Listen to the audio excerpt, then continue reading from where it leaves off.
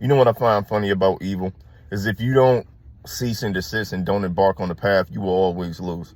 For sure. You can't understand how to defeat something and really truly understand what something is before you actually ever meet it.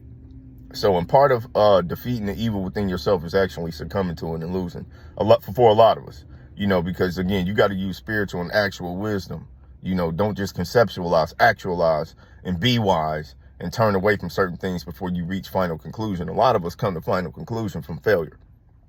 You're able to gain life experience from failure. Thus, failure ain't really a bad thing unless you ultimately become corrupted by it. You can't be corruptible.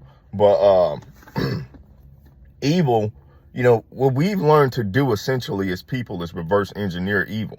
And what's crazy about reverse engineering evil, especially in terms of not just looking at medieval times, how torture tactics evolved, yada, yada, yada, or even just looking at psychopaths and sociopaths, serial killers, understanding them through capturing, evaluation, study, in years of these case studies and things of that nature. We had to reverse engineer the thing. So you encounter something crazy that you've never seen before.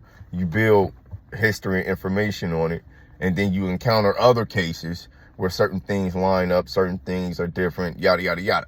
This is how you put together like sound information, bro.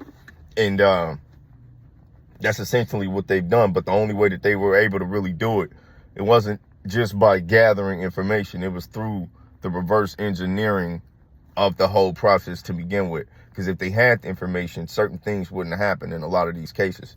So in order for some multiple people to get away with things as long as they've done it was because they were actually doing things that have never been done before.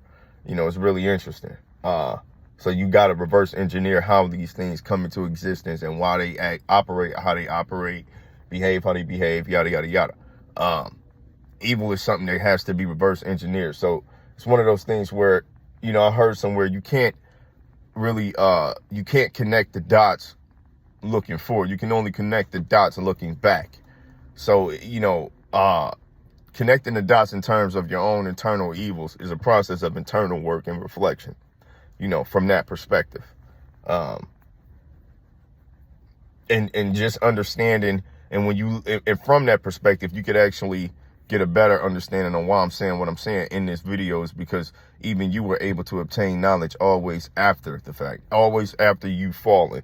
Did you become wiser, right? Essentially. So long as you applied the knowledge gained from the lesson.